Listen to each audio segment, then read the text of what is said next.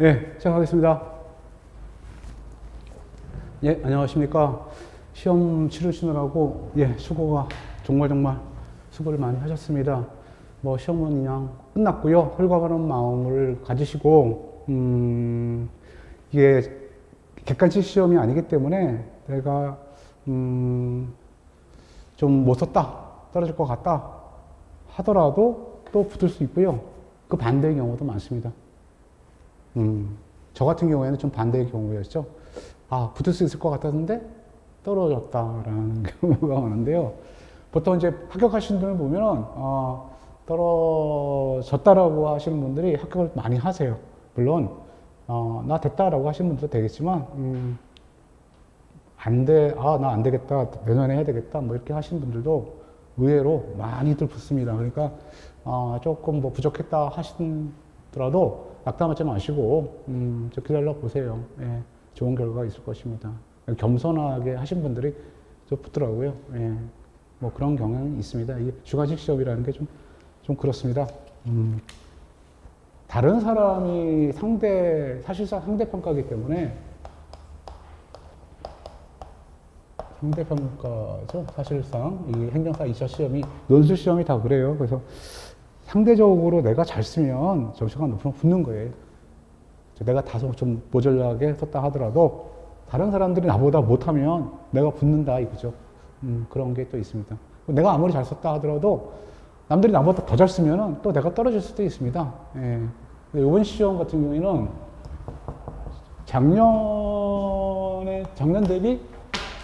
작년 대비 전반적으로 상승을 했어요. 여러분들 작년 시험 같은 경우에는 기출문제가 이제 그대로 뭐 이렇게 반복해서 나왔었죠. 논점도 쟁점도 그랬습니다. 근데 올해 시험은 기출문제 포함해서 그다음에 기출되지 않았던 부분까지 시험이 나왔습니다. 그래서 행정심판법도 그렇고요, 비송사건 절차법도 그렇고. 다만 행정사법은 기존의 기출문제가 그냥 그대로 한 번 더 나왔습니다. 그래서 보시면 올해 이거 오타났네요. 2013회죠. 13회 행정사 신부 시험 수준은 작년 대비해서 전반적으로 상승하였다. 예, 행정심판법의 사례 문제입니다. 1-1번 문제요. 예, 부작위가 쟁점이에요. 물음은. 여러분들 물음에 대해서 꼭 그거를 쟁점 상황으로 삼고 답안지에 현출하셔야지, 묻지 않은 부분에 대해서 답안지에다 많이 써봤자 점수는 나오지는 않습니다. 물론 뭐 성의를 봐가지고, 소위 성의 봐가지고 뭐 점수 정도 조금 더 1점 정도 더 준다? 라고 생각할 수도 있겠지만, 원칙적으로는 점수가 없습니다. 왜? 묻지 않은 걸 굳이 쓸 필요, 묻은 걸 써야 되단 말이에요. 그냥 뭘 썼어요? 뭘 물어봤어요? 부작위에 대해서 물어봤어요. 부작위에 대해서 행정심판법상 부재수단, 가부재 포함해서 무엇이 있느냐라는 질문이었어요. 이 문제는 제가 이제 강조했던 문제고요. 제 사례단문집, 기본서 말고 사례단문집 15번 문제, 물음 2에 똑같아요, 문제가. 사실상 이번 문제는. 그래서 제가 요것도 뭐 기본 강의 시간, 문제풀이 할 시간에, 요거 제가 강의했었던 거고요. 그 다음에 핵심 요약 강의 때도 소개했던 부분입니다. 그 다음에 이 문제는 뭐 진도본 모의고사 할 때도 비슷하게 다루었던 문제입니다. 사례가 비슷하죠? 사례가 생활의 근거지를 상실하였다. 토지 수용으로 인하여 가압의 생활의 근거지가 상실되었다. 상실됨에 따라서 뭐라고요? 관련 법규에 따라 가지고 보상이 이루어진다. 생활 대책으로서 어떻게 돼요? 이주자 주택을 받을 수 있는 상황이 되었다. 신청했는데도 불구하고 뭐 거부했다 또는 부작위했다. 과거 시험은 거부를 했었죠. 신청을 했더니 그러니까 갑이죠. 갑이 예를 들어서 사업시행자 LH라고 할게요. LH에다가 신청을 했더니 거부를 했다. 이게 주로 문제가 많이 났어요. 근데 이번에는 시험이, 요거는 대부분의 때로 여러분들이 이제 기출문제, 많은 기출문제에서 이렇게 나왔어요. 다른 타 시험에. 그 다음에 우리 시험에서도 이제 사례는 다르지만 어쨌든 무엇을 신청했는데 거부 처분을 했다. 거부 처분에 대해서 갑이 취할 수 있는 행정심판법의 구제수단 뭐 이런 문제가 계속 나왔었죠. 근데 이번에는 거부가 아니라 부작위를 한 거죠. 신청을 했더니 사업시행자가 어떻게 돼요? 피청구인이 부작위를 했다.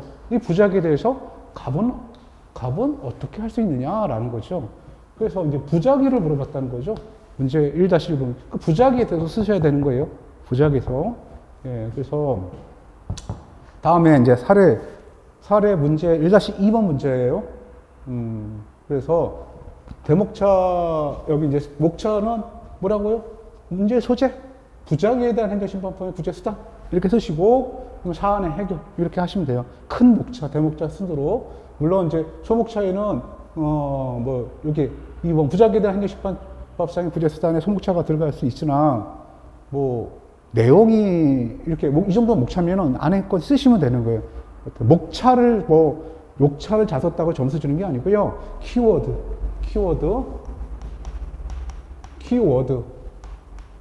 그 다음에 키가 되는 문장을 현출하느냐 안 하느냐 그것만 보여요. 출제위원 입장에서는 다른 걸 보이지 않습니다. 그래서 꼭 목차를 어떻게 구성하느냐 이쁘게 구성하면 좋겠죠. 근데 그게 중요한 게 아니에요. 키워드가 있느냐 없느냐 키가 되는 문장이 있느냐라는 게 중요한 거예요. 그래서 목차는 이렇게 간단하게 쓰셔도 됩니다. 예, 간단하게. 여기에 뭐 소목차를 넣을까 말까 고민하지 마시고 그냥 안 쓰셔도 돼요. 그 다음에 1-2번 문제, 예, 행정심판법 사례 문제. 이것도 이게 이제 1번에 대한, 즉, 토지보상과 관련된 내용이에요. 쭉 했는데, 자, 인용재결에도 불구하고, 보세요. 거부 처분에 대해서, 그러니까 부작위에 대해서 갑은 의무심판 청구를 했어요. 의무심판을 청구했다. 부작위에 대해서 어디다가요? 행심에 그쵸? 부작위에 대해서 의무의 심판 청구를 했단 말이에요. 그래서 인용 재결이 되었다. 인용 재결이 되었다는 거죠. 어떻게 해요? 인용이 되었다. 의무행 심판 청구를 한 거예요. 의무행 심판 청구를 했더니 어떻게 돼요? 여기서 인용이 되었다. 인용 재결서가 이제 보내준 거죠. 그쵸? 청구인과 피청구인에게. 자, 인용 재결. 그게 처분 명령 재결이에요. 처분 명령 재결이 있었는데 어떻게 돼요? 이거 이행하지 않은 경우에 어떻게 되냐? 라는 거죠. 실효성 확보수단이 무엇이냐? 실효성 확보수단이 무엇이냐라는 거죠.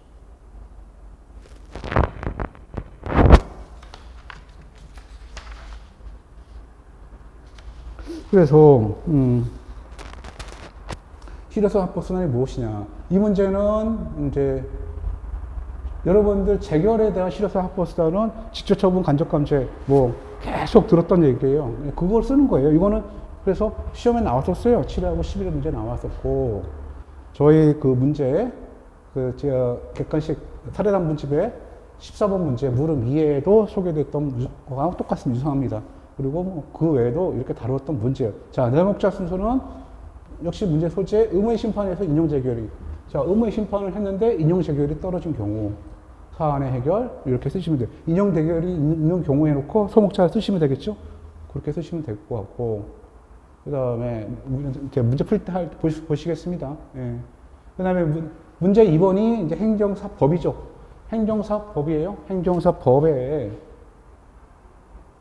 행정사법에 뭐라고요? 문제가 업무신고. 행정사의 업무신고 및 업무신고 수리의 거부에 대해서 약술하시오라는 문제. 이거는 이미 5회 때 시험에 나왔었어요. 똑같은 문제예요.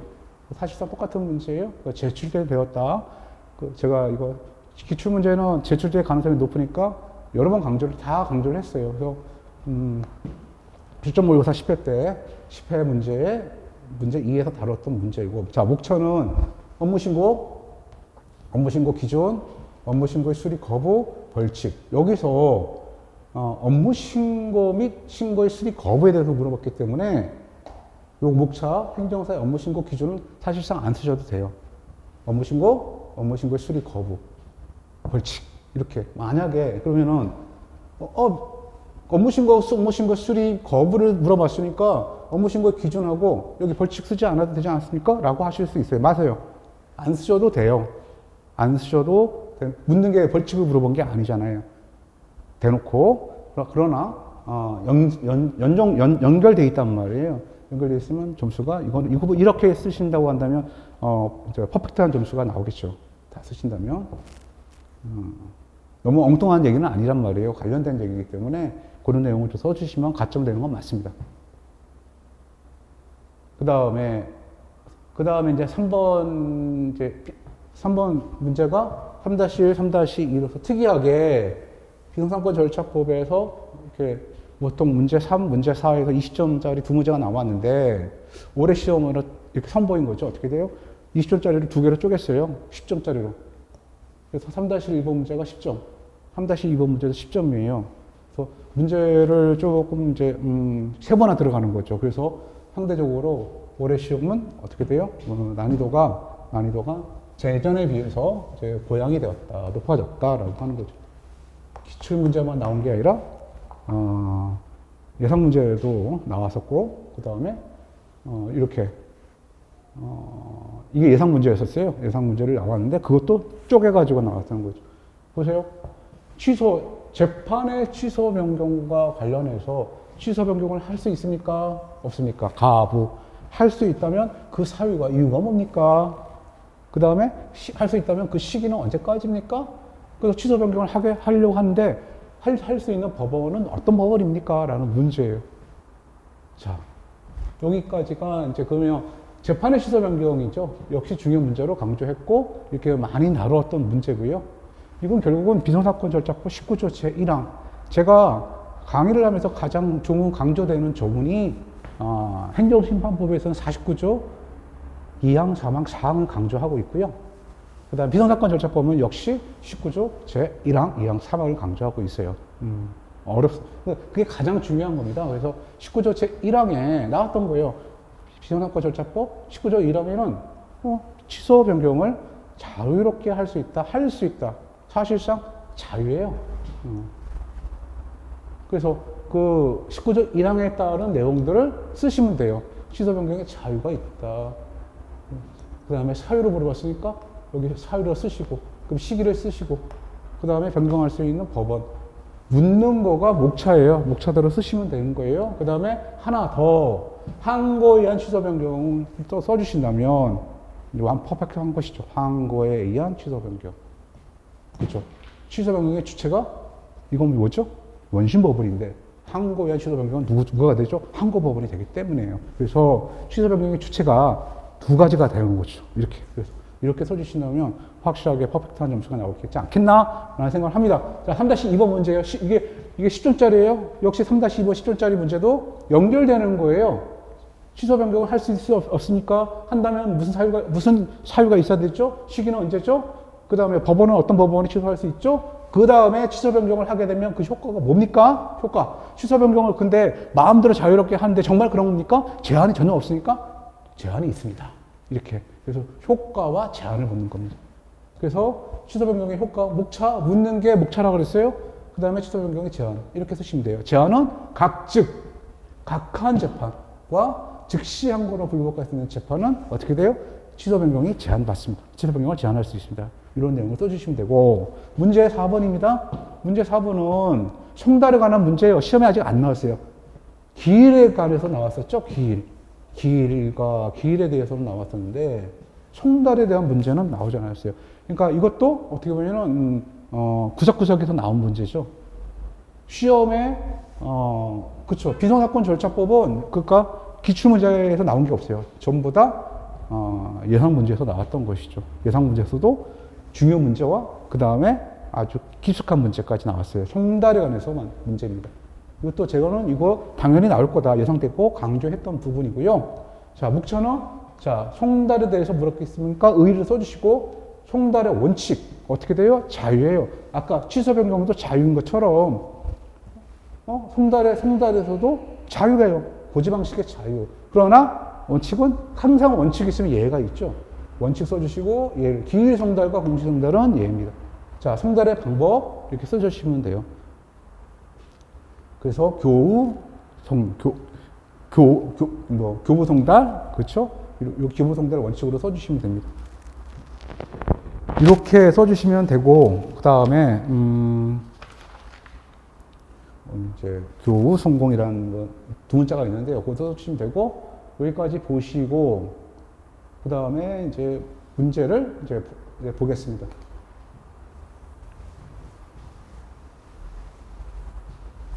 자, 뭐 이미 제가 이렇게 그림을 다 그려놔가지고, 이거를 그대로 쓸 필요가 없겠네. 자, 법령에 따라 행정 권한을 위탁받은. 보세요.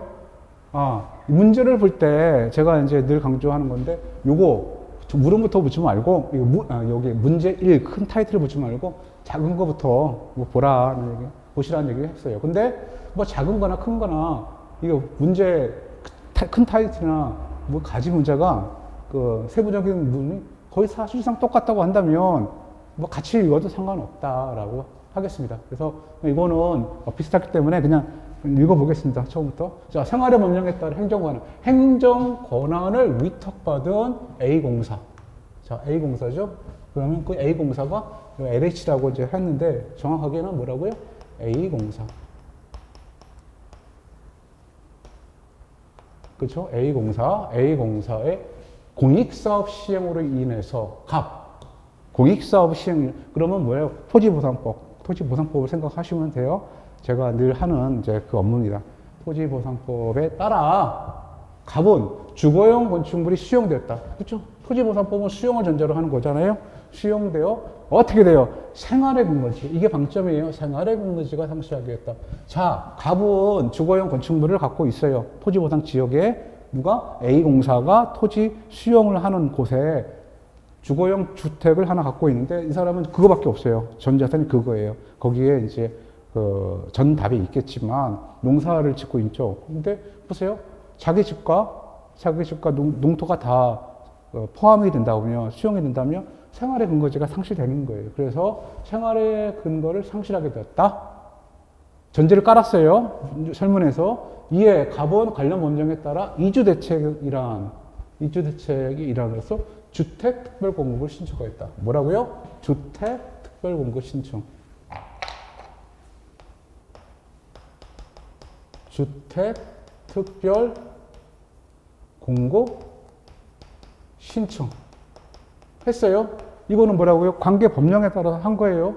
생활의 근거지가 상실되면 사업시행자, A공사 사업시행자는 관계 법령에 따라서 반드시 어떻게 돼요? 이주대책의 인하로서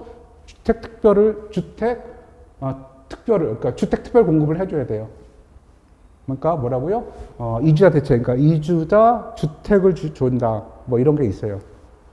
그런 거를, 있기 때문에 특별 공급을 신청하였어요. 그리고 관계 법령에 따르면 사업시행자, 즉 A공사는 이주대책을 수립 실시할 의무가 있단 말이죠. 의무가 있고 통지 규정이 있어요. 이주택 대상자에게 통지 의무를 규정하고 있다. 즉, 사업시행자는 관계 법령에 따라서 생활의 근거지가 상실되는 갑 등에게 이주대책을 수립하고 실시하고 그게 당사자 갑 등에게 통지할 의무를 있단 말이죠. 법에 있어요. 그죠? 하여야 한다고 되어 있어요. 할 수 있다가 아니라 하여야 한다고 되어 있어요. 그런데 신청 후에 이렇게 해서 갑은 주택특별 공급 신청을 했죠. 얘가 뭐라고 했어요? 통지 의무가 있으니까 통지했겠죠. 이주택 대상자인 갑에게. 통지를 받은 갑은 주택특별 공급 신청을 한 거예요. 했는데 A공사는 그거를 받아들이면 되잖아요. 그죠? 근데 받아들이지도 않고 거부하지도 않고 가만히 부작위를 하고 있었던 거예요. 부작위를. 상당 기간이 경과함에도 불구하고 아무런 회신을 하지 않고. 이게 부작위예요. 부작위를 말한다. 부작위를 말한다라는 거예요. 아무런 회신했다. 상당 기간이 경과함에도 불구하고 의무가 있음에도 불구하고 하지 않았다라는 거죠. 그래서 부작위가 이렇게 제가 이제 여러분들 강의할 때 이렇게 말했어요. 부작위가 뭐라고요?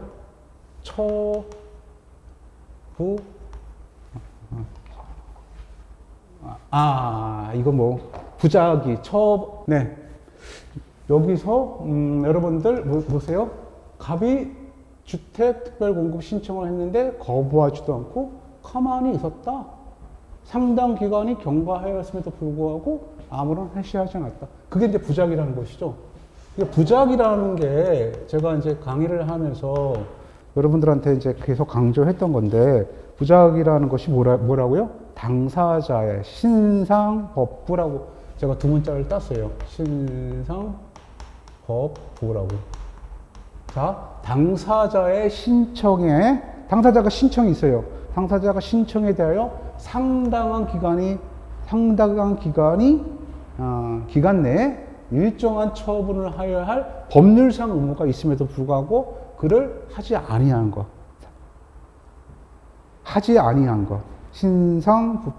신상법부. 그래서 부가 처분의 부존재. 그래서 제가 여기에 부자를 이렇게 딴 거고요. 이렇게 부자를 딴 거고요. 당사자 신청에 대하여 뭐라고요? 상당한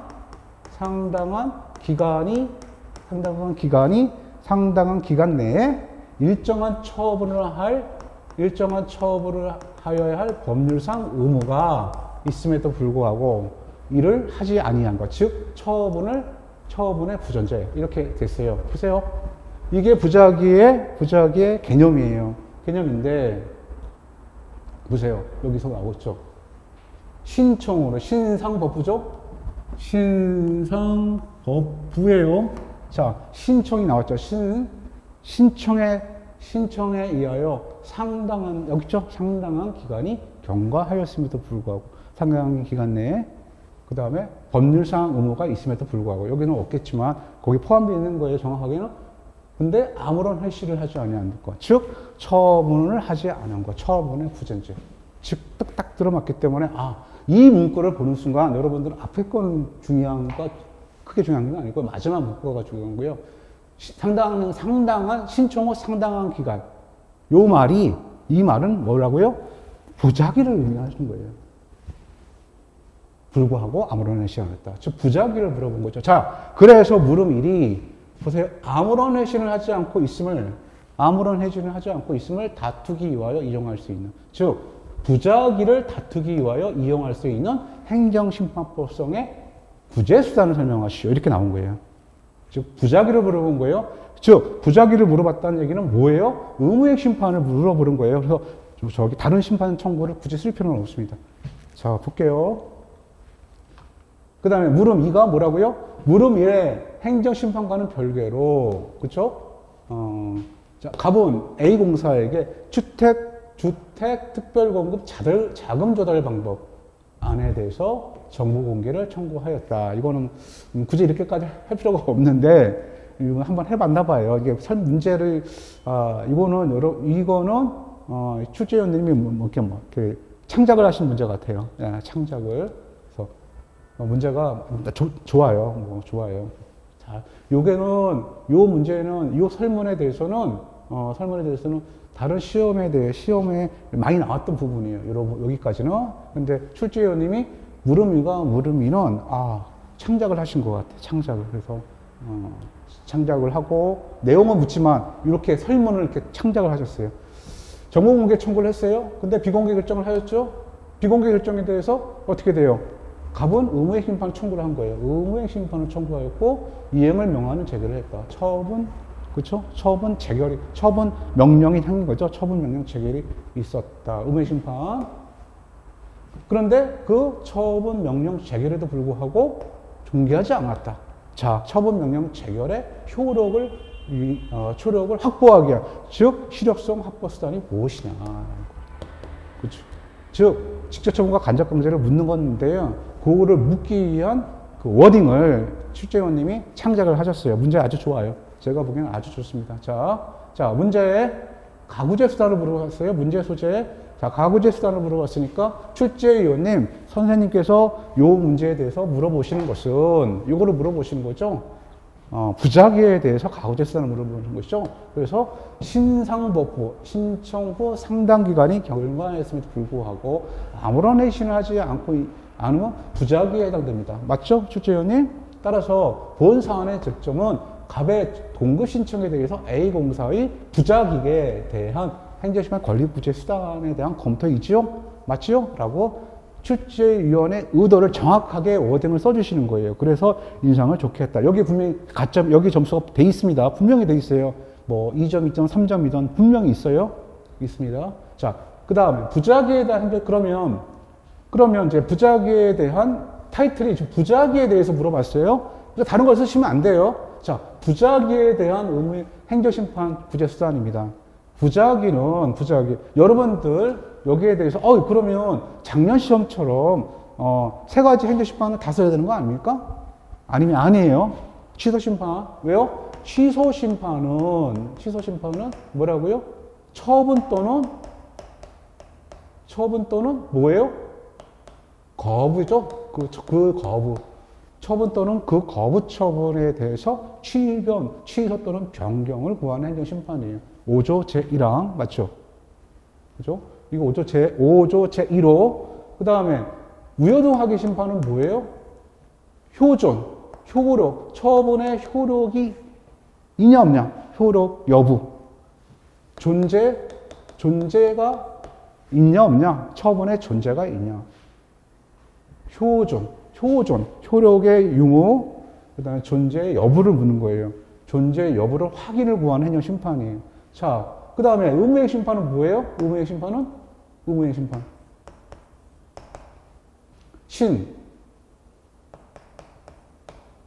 요거는 뭐라고요? 부작위하고 거부처분과 부작위예요. 당사자, 여기 써놨어요. 5조 제3화. 당사자의 신청에 대해서 행정청에 위법 부당한 거부처분이나 부작위에 대해서 일정한 처분을 하도록 하는 행정심판이다. 그래서 제가 이제 이거를 두 문자로 뭐라고 외우시라고 했냐면, 이렇게 지금 외웠어요. 이렇게 외웠는데, 그 내용이 그거예요.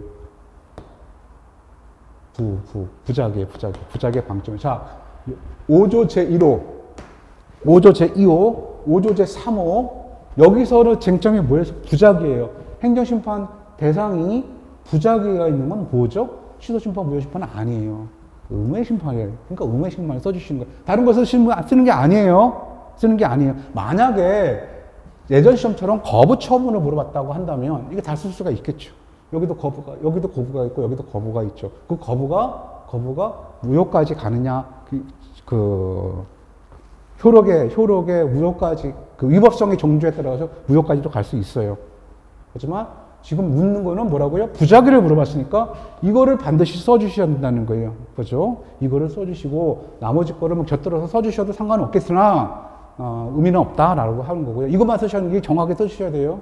그죠?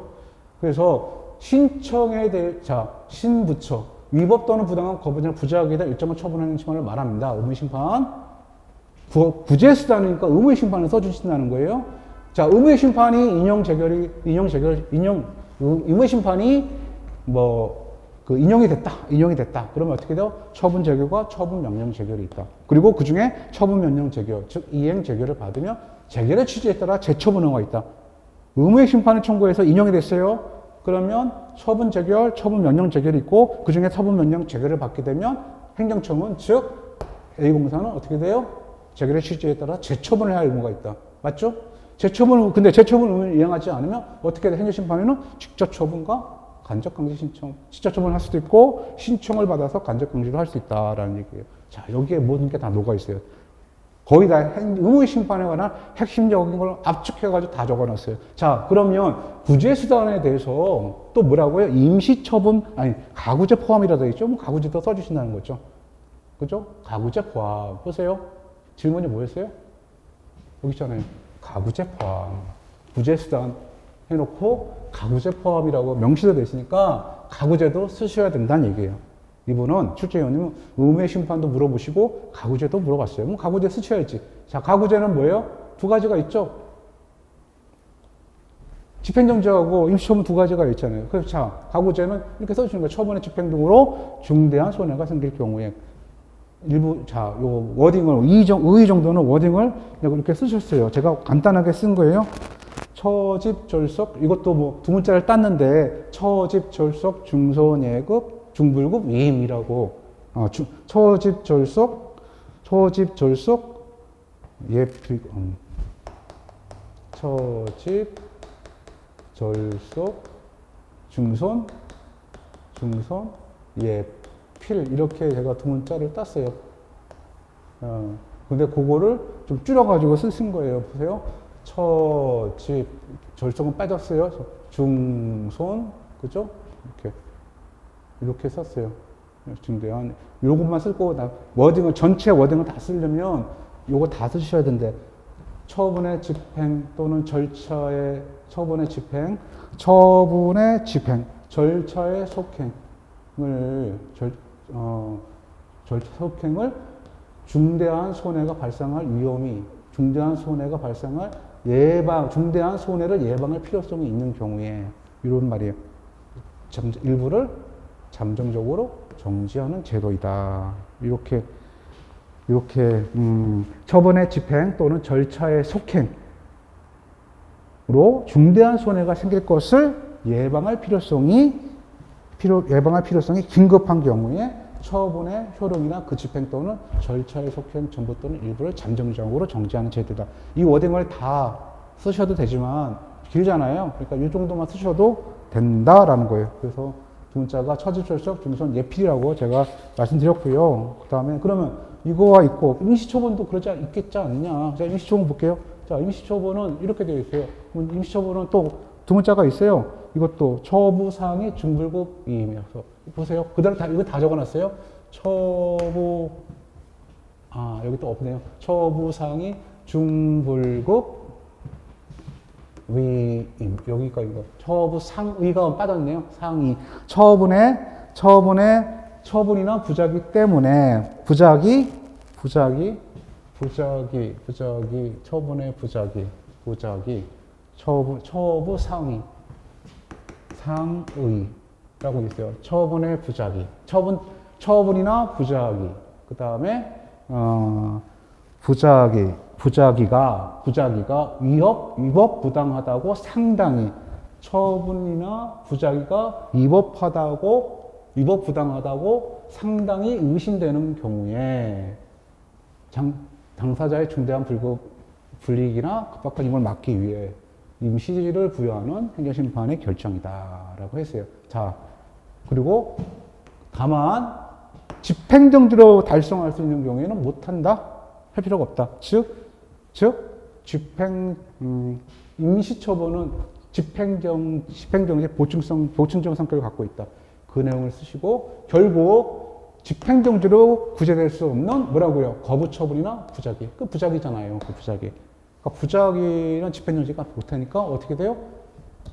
이건 답이 나왔잖아요. 임시처분을 해야 된다. 즉 본사원은 부작위에 대한 가구제 수단의 문제다. 즉 처분을 대상으로 집행정지는 이거 포섭되지 않는다. 여기 관련돼서 없다. 즉 따라서 갑은 A공사의 부작위에 대해서 임시처분을 신청할 수 있다. 사안 해결. 부작위의 문제이므로 갑은 주택특별공무를 결정하고 있지 않은 A공사의 부작위에 대해서는 의무의 심판을 청구하고 가구제 수단으로 임시처분을 청구할 수 있다. 이렇게 하면은 이제 다 들어간 거예요. 묻고자 하는 질문에 완벽하게 다 넣었어요. 이렇게 하시면 되고요. 그다음 문제 1-2번이 이제 문제예요. 자, 부작위에 대해서 의무의 심판을 청구를 했다고 그랬잖아요. 그래서 인용이 됐다고 했습니다. 인용이 제결이 됐어요. 인용 제결이 뭐라고요? 처분 명령 제결이죠. 처분을 명하는 제결이 떨어졌어요. 의무의 심판 청구했더니 인용 제결, 즉 인용 제결은 뭐라고요? 처분 명령 제결이에요. 의무의 심판의 제결은 두 가지가 있다고 그랬어요. 그죠? 의무이행 심판에 의무이행 심판을 했다. 의무이행 심판을 했다. 심판 청구를 했다. 그래서 인용이 됐다. 인용이 됐다. 인용은 두 가지가 있다. 뭐라고요? 처분 재결. 2번 처분 명령 재결. 그죠? 이렇게 있어요. 이거는 뭐라고요? 이거는 형성 재결이에요. 형성 재결이고, 이거는 뭐라고요? 이건 이행 재결이에요. 형성 재결은 특별히 중간 단계가 거칠 없이, 그쵸? 집행을 요하지 않아요. 바로 처분의 효력이 발생된 거예요. 형성 재결이라는 뜻은 그거예요. 그죠? 근데 처분 명령 재결은 이행 재결이죠. 이행 재결은 뭐라고요? 그 집행이 필요한 거예요. 집행 부분이. 그쵸? 그래서 그 집행을 필요하기 때문에 처분 명령 재결에 대해서 이거를 이행 재결을 확보하는 수단으로서 뭐라고요? 재처분 의무가 생긴 거예요. 그래서 재처분 의무. 재처분 의무를 처분 명령 재결을 하면 재처분 의무가 바로 발생된다라는 것이죠. 그게 이행 재결의 의미예요. 근데 이행 재처분 의무를 근데 안 한다. 의무를 안 한다. 그러면 어떻게 돼요? 이때 이제 안 하게 되면 어떻게 돼요? 비로소 실효성 확보 수단이 필요하게 되는 거예요. 실효성 확보를 뭐가 필요하겠느냐? 실효성 확보로 두 가지가 있죠. 뭐라고요? 그게 직접 처분, 그 다음에 간접 강제 이렇게 나오는 거죠.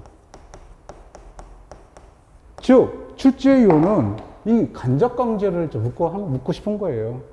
처분 명령 재결에 인용 의무의 심판을 청구해서 인용이 되었다. 인용 재결이 되었는데 그 중에 처분 명령 재결을 받았는데 처분 명령의 재결에 따른 재처분 의무를 사업 시행자가 안 할 경우에 그 실효성 확보 수단으로서 뭐가 있느냐? 간접 강제가 있다. 이거를 물어본 거예요, 지금. 그러면 이거를 순차적으로 쓰시면 되는 거예요. 보세요.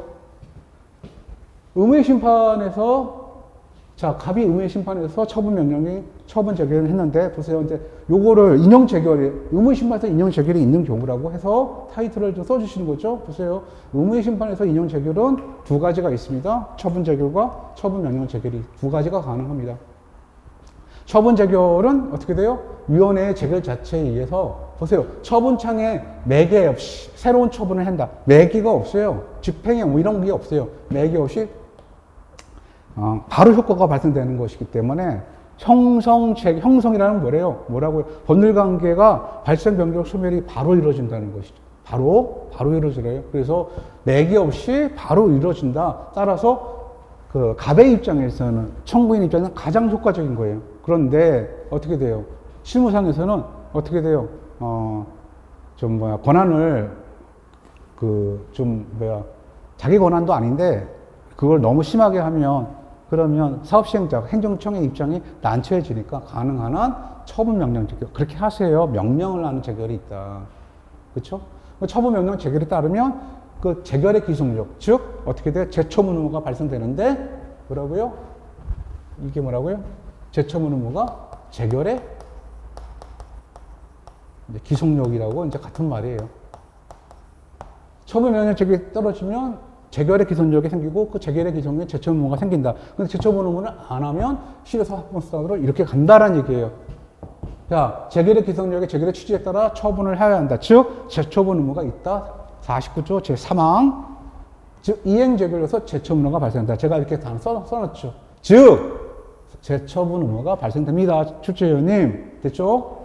그런데 이 중에 사업시행자는 뭘 전제로 했어요? 처분 명령을 재결을 했죠.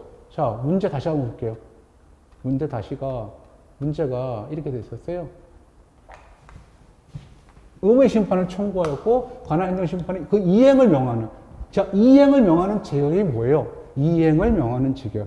이행을 명하는 재결이 즉, 처분 명령 재결을 했다는 거예요. 이행을 명하는 재결. 그죠? 설문대로, 설문에서 벗겨나가면 안 돼요. 그걸 계속 끌고 가셔야 돼요. 이행을 명하는 재결을 하였다. 즉 처분명령 재결을 하였다. 이 처분명령 재결에도 불구하고 그쵸? 재처분을 안 했다. 안 하면 그 재처분 의무를 안 하면 그 실효성 합법 수단이 뭐냐라는 거예요. 이렇게 연결되는 거예요. 자, 처분명령 재결에 따른 재처분 의무, 처분명령의 재결에 따른 재결의 기성력에 따른 재처분 의무를 하지 않은 경우.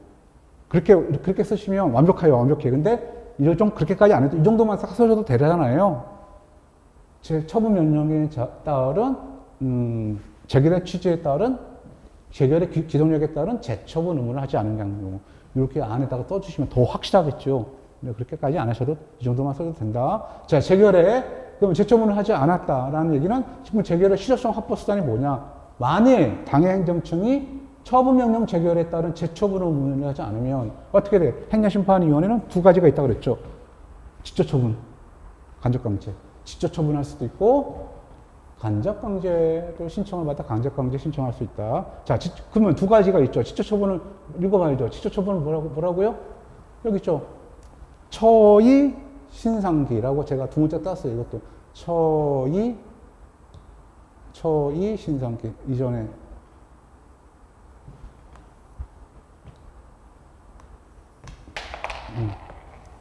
이행하지 않은 처의 신상기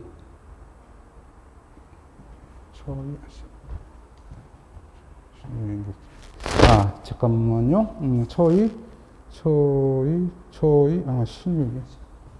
처의 신일정기가 처의 신일기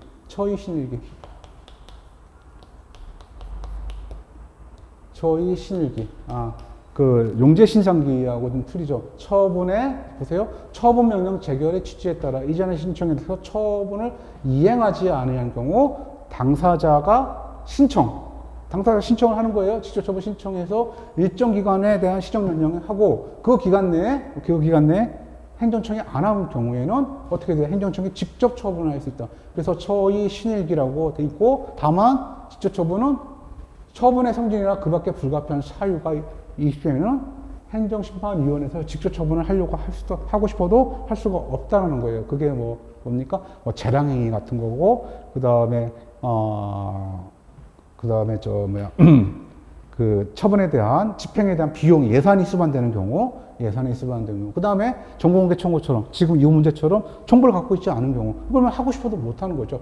그래서 처분의 성질이나 그 밖에 불가피한 사유가 있을 때에는 직접 처분을 할 수 없다. 그러면 어떻게 돼요? 직접 처분을 할 수 없으니까 어쩔 수 없이 이제 간접강제로 간다라는 거예요. 그래서 간접강제가 그 다음에 나오겠죠? 간접강제는 용제신상기예요. 아까 직접 처분은 처의신일기고요. 이거는 용제신상기. 즉, 인용재결에 있음에도 불구하고, 인용재결이 떨어지면 재처분 의무가 있죠? 재처분 의무가 있음에도 불구하고, 그 다음에 그에 따른 처분을 하지 아니하는 경우, 행정심판의 청구인이 어떻게 더 신청을 받아서 신청의 결정으로 상당한 기간을 정하고, 그 기간 내에 이행을 하지 아니한 경우에는 어떻게 돼요? 즉시배상, 돈으로 간접적으로 압박을 한다는 거죠. 그래서 하루에 얼마, 이렇게 결정을 해버려요. 그러니까 사업시행자 입장에서는 공개를 해야겠죠.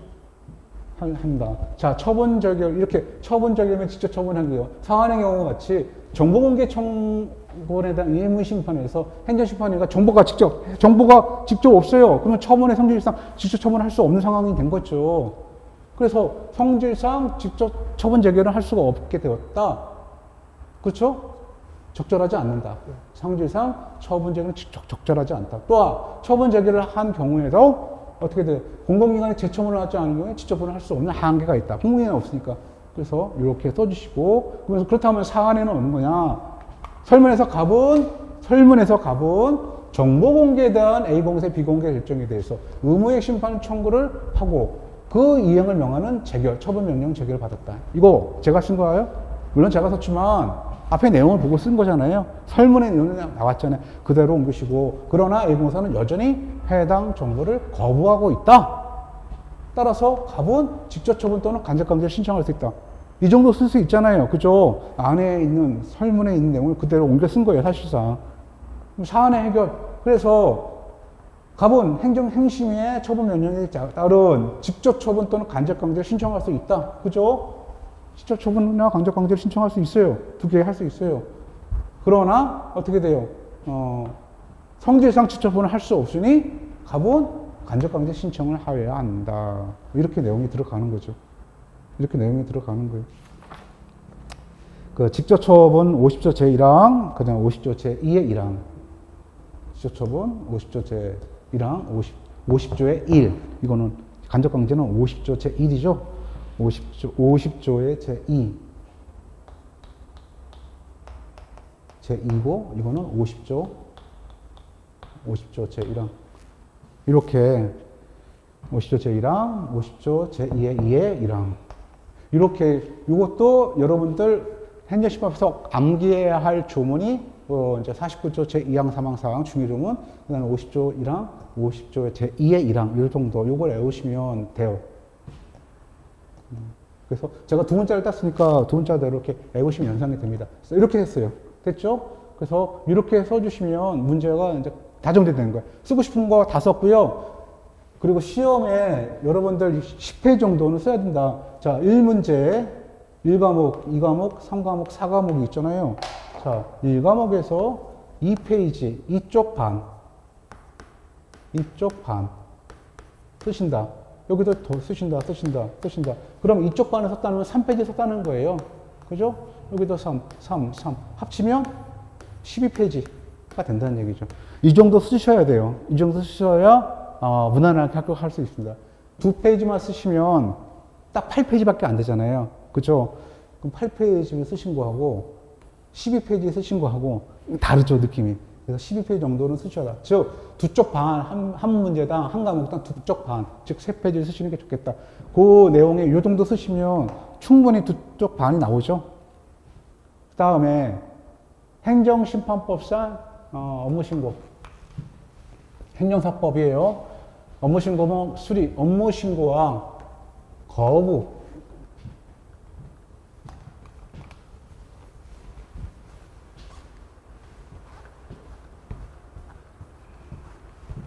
이거 기출문제였죠? 업무신고와 업무신고의 수리 거부. 그러면 두 가지 쓰시는 거예요. 목차가, 이 목차 쓰시고 이 목차 쓰시고. 지문이 목차예요. 목차를 뭐, 어디서 만드는 게 아니고요. 그 묻는 질문이 목차로 한다. 그게 제일 좋아요. 그래서 목차 구성을 어떻게 하나 전혀 쓸데없는 고민이다라고 말씀드렸어요. 제가 누누이 목차는 질문이다. 그래서 그대로 쓰세요. 업무신고 썼잖아요. 1번. 그럼 2번이 뭐겠어요? 수리 거부가 2번 써주시면 돼요. 근데 밋밋하니까 요걸 하나 써주는 거죠. 업무신고 기준을. 업무신고는 이거예요. 행정사가 행정사 업무를 하려면 어떻게 돼요? 업무신고를 해야 된다. 시장 등에게 업무신고 기준에 맞춰 신고하여야 한다. 그러니까 업무신고 그럼 뭐지? 그래서 업무신고 기준이 나오는 거예요. 물론 묻지 않았기 때문에 설문이 없기 때문에 이거를 안 쓰셔도 되겠지만 업무신고 하려면 업무신고 기준에 딱 맞추라는데 그러면 요거 정도 써주시면 느낌이 좋잖아요. 그래서 이것도 두 문자 땄죠. 결실자가 뭐라고요? 결실자가 결격사유에 해당되지 않는다. 결격사유가 뭐였죠? 피파, 실직, 유공자 뭐 이렇게 제가 또 외웠는데 두 문자 땄는데 그쵸? 피안전 후견인, 피파, 파단 선고를 받지 않은, 그 다음에 실형에 따라서, 기간이 지나야 된다, 이렇게 유공자까지 했어요. 자, 결격사유가 없어야 된다. 그 다음에 실무교육을 있어야 된다. 그 다음에 대한행정사에, 행정사 자격증이 있어야 된다. 대한행정사에 가입을 해야 된다. 자, 결격사유가 없는 행정사가 그 다음에 시험에 합격하고 나서 대한행정사에 이루어지는 실무교육을 받고 자격증을 가지고 그 다음에 대한행정사에 가입을 한다. 그죠? 이렇게 결실자가. 대한행정사에 대해서 여러분들 합격을 하신다면 실무교육을 받으셔야 되는데 이거 실무교육을 제가 또 대한행정사 담당하고 있어요. 여러분들 그때 저를 또 한번 보게 되실 거예요. 네. 자, 이렇게 가입을 해야 이런 거를 맞춰서 이게 업무신고 기준에 맞춰서 업무신고를 하면 어떻게 돼요? 그 다음에 그 업무신고 확인증을 준다라는 거죠. 근데 업무신고 확인증을 받기 위해서 신고를 했어요. 근데 시장 등이 그걸 거부했어요. 수리 거부를 했다. 그러니까 이걸 써주셔야지. 이거 쓰시고 반드시 이건 쓰셔야 되겠죠? 이거 업무신고 수리 거부. 수리 거부 사유는 업무신고 기준, 결실 자가의 기준에 맞추지 아니하면 시장 등은 거부하겠죠? 거부할 수 있다. 그죠? 그리고 거부하고 알려줘야 된다. 수리 거부 사유. 근데 그런 거부 사유가 없음에도 불구하고 어떻게 돼요? 부작위를 하는 거죠. 묵묵부당. 3개월이 지날 때까지 아무 얘기도 안 하는 거죠. 수리를 하든지 아니면 거부를 하든지 둘 중에 하나 되는데 역시 부작위죠. 이것도 아무런 것도 안 하는 거예요. 그러면 어떻게 돼요? 3개월이 지날 때까지 업무신고 환경증을 발급받지 않고 통지, 수리 거부도 하지 아니하면 3개월이 되는 날, 다음 날, 3개월이 되는 날 그 이길 다음 날에 수리된 것으로 본다라는 거고요. 그 다음에 수리를 만약에 거부했으면 난 이의신청할 수 있죠. 3개월 이내에 불복의 이유를 붙여서 이의신청할 수 있다. 그리고 이의에 대해서 이유가 있다고 한다면 발급해야 된다. 이렇게 되는 거예요. 벌칙 조항은 안 쓰셔도 되는데 이걸 쓰시면 가점이 분명히 있을 것 같아요. 이렇게 행정사 업무신고 확인증을 받아야 되잖아요. 근데 행정사 업무신고를 하지 아니하고 업무를 했어요. 그러면 1-1. 1년 이하의 징역 또는 1천만 원 이하의 벌금에 처한다. 요걸 써주느냐 안 써주느냐 요것도 가점이 분명히 있을 거예요. 예. 묻지는 않았지만 써주시면 좋겠다라는 거고요. 3번 문제입니다. 3번 문제는 자 요번에 이 문제가 참 좋았다고 저는 보는 거예요. 기출문제 아니었어요. 비선사건 절차법 기출문제도 아니었고 주요 문제였는데 그 주요 문제를 단순 암기를 이제 여러분들 이제 학원에서 하니까 보는 거죠. 뭐 그러니까 그 두문자도 따고 막 이러니까 출제위원님이 그거를 염두에 두시고 이거를 사례 문제 형태로 틀었어요. 단문 문제가 아니라 사례 문제 형태로 틀어서 논점을 정확하게 파악하지 못하게 나름대로 머리를 쓰실 거예요. 이것도 대단하신 거예요. 이것도 보세요. 법원은 사법상 의무를 위반을 이유로 과태료 300만 원을 부과하였다. 이렇게 보면 과태료에 대해서 물음이구나 생각을 하잖아요. 그죠? 근데 과태료 얘기가 아니에요. 과태료 300만 원을 부과했다. 다음 물음에 답하시죠. 뭐라고요? 자, 비선사건 절차법에 따라 법원이 추후 이 과태료 재판을 여기 있잖아요. 과태료. 과태료네. 여기까지도 과태료 같아요? 과태료 재판을 취소. 여기서부터가 이제 느낌이 다른 거예요. 앞에 것까지는 과태료 재판? 과태료까지. 근데 과태료 재판을 어떻게 돼요?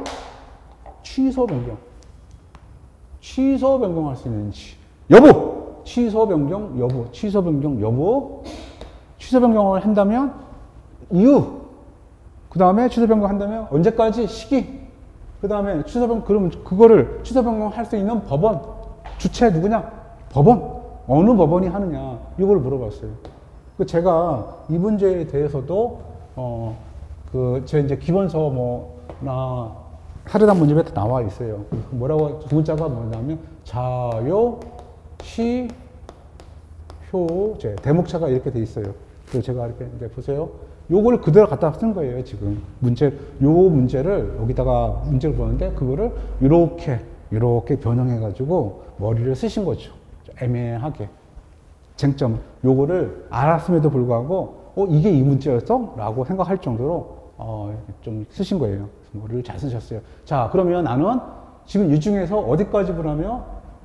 여기까지 물어본 거예요. 1번. 이게 한 문제인데요. 이건 나눈 거죠. 10점짜리, 20점짜리를 10점으로 나눈 거예요. 자, 여기까지가 10점. 요거가 10점. 그래서 20점을 만드는 거예요. 그렇게. 자, 여기까지 끊었어요. 보세요. 자, 여기 있죠. 자. 취소 변경의 가부. 취소 변경의 가부. 이게 자유인데, 취소 변경을 자유의 원칙인데, 이걸 가부라고 물어봤어요. 여기서는. 출제위원님이 가부를 본 거예요. 여기 가부. 취소 변경을 할 수 있습니까? 가부 할 수 있어요? 없어요? 할 수 있다? 그것도 자유롭게 할 수 있다? 자, 1심 법원은 재판을 하는 후에 위법 부당하다고 인정돼요. 그 법원. 이를 취소 변경. 누가? 여기 나와 있죠. 1심 법원. 해당 1심 법원. 즉, 원심 법원이 취소 변경을 했다. 그 주체가 나온 거죠. 가보, 자요, 사유, 그 다음에 취소 변경의 사유가 요거예요. 요게 요건. 요건이 사유잖아요. 이렇게 취소 변경의 사유가 어떻게 돼요? 재판이 위법 또는 부당하다고 인정되는 경우에. 자, 취소 변경을 할 수 있어요. 그 사유는 뭐예요? 위법 또는 부당할 경우에요. 시기는 언제예요? 자, 이게 요죠. 요건. 시기. 자요, 시효제. 자요, 시까지 나왔잖아요. 벌써. 그죠? 자요, 시까지 나왔잖아요. 시기는 언제까지요? 항고법원의 재판이 있을 때까지.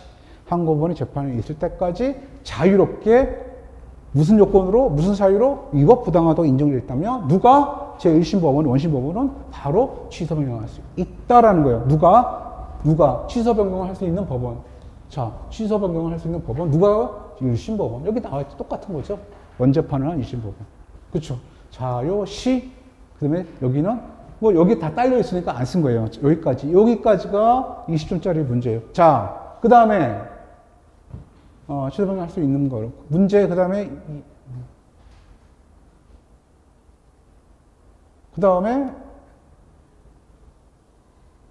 다음에 항고에 의한 취소 변경이 있어요.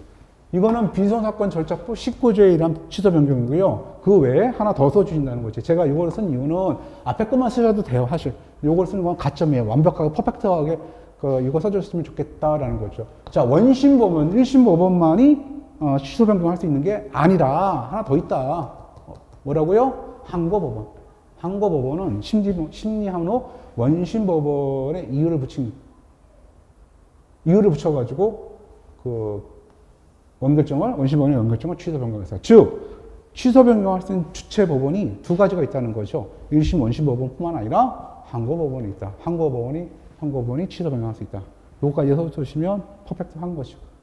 자, 그 다음에 이어서 문제 2가 10점짜리가 어떻게 돼요? 취소 변경의 효과. 그 다음에 취소 변경의 제한 사유. 여기 있잖아요. 여기 효과. 여기 있네요. 효과, 제한, 사유.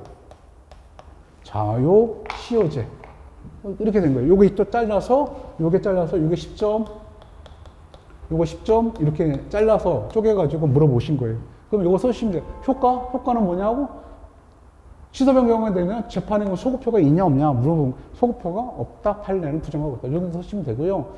왜 10점짜리니까 간단하게 쓰세요. 취소 변경의 제한은 뭐라고? 요거는 법에 나와 있는 거니까 정확하게 쓰셔야 돼요. 즉, 이거는 법에 없어요. 변경의 효과에 대한 법에 없어요. 자, 제한 사유가 뭐라고요? 즉. 법에 명문조항에 있다.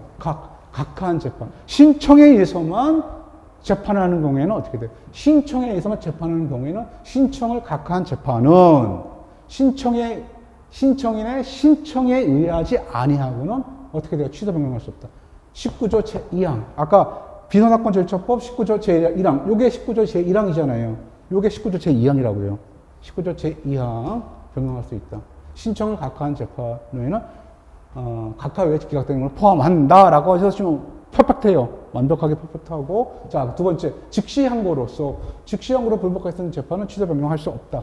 19조 제3항. 그래서 제가 뭐라고 그랬어요? 49조 제2항, 3항, 4항이 중요하고 비선사건 절차법 19조 제1항, 2항, 3항이 중요하다고 말씀드렸어요. 그게 그대로 나왔어요. 올해 시험에 제가 강조했던 게 다 나왔어요. 자, 비선사건 절차법의 송달에 관해서 이 문제는 안 나왔었죠. 이번에 이제 처음으로 소개하는 거 있어요. 자, 이 문제도 따로 준비 안 했으면 이게 뭐지라고 못 썼을 거예요. 기출 문제만 공부하신 분들도 아마 못 했을 거예요. 그죠? 근데 보세요. 송달에 대해서 송달은 뭐라고요? 법원의 통지행위다. 그러니까 서류를 보내서, 그렇죠? 법정의 방식의 소송관계인에게 교부하거나 교부를 받을 기회를 주는 법원의 통제행위다. 이거 이렇게 쓰시고. 근데 송달은 원칙적으로 고지가 그러니까 자유롭게 할 수 있다. 자유다. 여기서도 자유가 나오잖아요. 그렇죠? 취소 변경할 수 있는 자유가 있다. 마찬가지로 송달도 법원에서 자유롭게 한다. 즉 어떻게 돼요? 적당하다고 인정되는 방법. 제가 이런 거 이렇게 말했죠. 적당하다고 인정되는 방법. 비상사건 절차법은 직권주의가 작동된다고 그랬잖아요. 그래서 이런 문구가 좀 나와요. 그래서 적당하다고 인정되는 방법. 필요한 경우에 뭐 이런 말이 나오죠. 그래서 그런 거는 이제 직권주의가 작동되기 때문에 그런 말이 나오는 것이다 라고 하고 재판의 거지도 마찬가지로 직권주의 영향하에 적당하다 인정 방법을 한다. 18조 제2항 본문에 나와 있어요. 그래서 그런데 적당하다고 인정하는 방법을 하는 게 원칙인데 예외가 있잖아요. 그래서 예. 송달에 대해서 쓰시라 의 써주시고 원칙 써주시고 예외 써주신다라는 거죠. 예외가 뭐라고? 기일송달과 공시송달이 있다라는 거죠. 기일송달은 출석한 채가 아닌 경우에는 어떻게 해요? 송달로 한다. 통지는 송달로 한다. 그러니까 적당한 방법이 아니라 그렇죠. 우편물로 송달에 의한다라는 거고요. 그 다음에 만약에 송달했음에도 불구하고 없어요. 받을 사람이. 해주고 싶은데 주소나 주소가 몰라. 거소가 어디 있는지도 몰라. 이런 경우에는 어떻게 돼요? 공시송달. 여러분들 공시송달이라는 말 많이 들어봤잖아요. 그죠? 그게 공시송달을 하는 거예요. 기일송달, 공시송달. 이거는 송달로 한다. 적당한 방법으로 하는 게 아니라 이거는 그렇죠. 요거는 왜냐면 비상사건 절차법이 민사소송법을 준용을 하는 게 많아요. 그래서 준용하는 규정이 공시송달이다. 그러면 자 이렇게 하는 송달의 방법은 뭐냐? 요거를 써주시는 거하고 안 쓰고 여기까지만 써주시는 거 차이가 날 거예요. 여기까지 써주시면 퍼펙트합니다. 그래서 송달의 방법은 뭐라고요? 이렇게 송달의 방법은 좀 올릴까요? 예, 송달의 방법은 이렇게 돼 있다.